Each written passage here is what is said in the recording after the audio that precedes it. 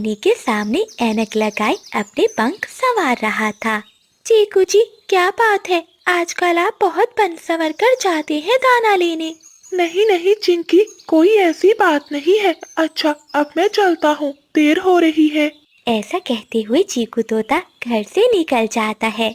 दूसरी ओर कबूतरी अपने घोंसले में अंडों पर बैठी थी। अरे बबली, तुम तो बैठी बैठी बहुत मोटी हो रही हो। थोड़ा बाहर भी घूम आया करो, ऐसे बैठी बैठी तुम हाथी जैसी मोटी हो जाओगी।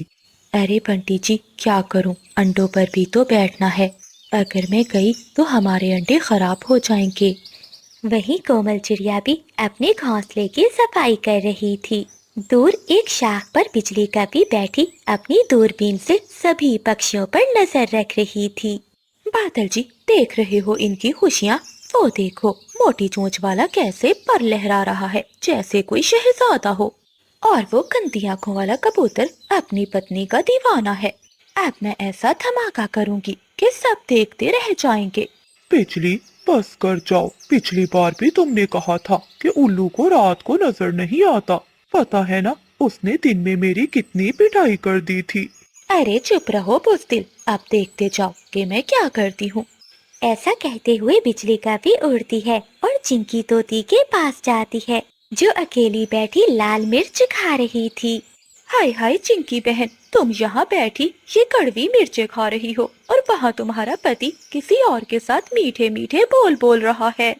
क्या क्या मतलब? चीकू तो कह रहा था कि वो दाना लेने जा रहा है।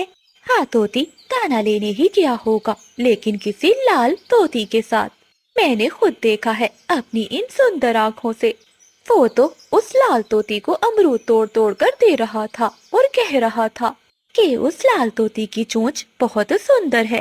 अच्छा, तो मैं भी कहूँ, आजकल चीकू जी सुबह सुबह क्यों तैयार होकर जाते हैं? मुझे यहाँ कड़वी मिर्चें खिलाकर खुद मीठे मीठे अमरूद खा रहे हैं। आज आने दो इसे घर। इसके सारे पंख ना नोच लिए तो मेरा नाम भी चिंकी नहीं। बिजली कभी मुस्कुराती है और वहाँ से चली जाती है। एक आग तो लग गई, अब चलती हूँ कबूतरी के पास। ऐसा कहते हुए बिजली कभी कबूतरी के पास जाती है, जो अपने अंडों पर बैठी हुई थी। कबूतरी बहन, मुबारक हो, तुम्हारे पति ने नया घर ढूंढ लिया है। क्या सच? कहाँ बिजली? अरे, वो सामने घने पेड़ों के बीच में एक बहुत बड़ा घर है, जहाँ सफेद कबूतरी रहती है। मैंने सुना है तुम्हारा पति कह रहा था कि उसकी पत्नी अब बहुत मोटी हो गई है और वो दिन भर सिर्फ गुटरगू करती है। उसे तो बस स्मार्ट, स्लिम और सुंदर कबूतरी चाहिए। क्या कबूतर जी ने ऐसा कहा? मैं मोटी हूँ? मैं भी तो अंडों के लिए बैठी रहती हूँ। आज जाने दो इसे, मैं इसे घोंसले में नहीं घुसने दूंगी। ऐसा कहते हुए बिजली कभी बुलबुल के पास जाती है।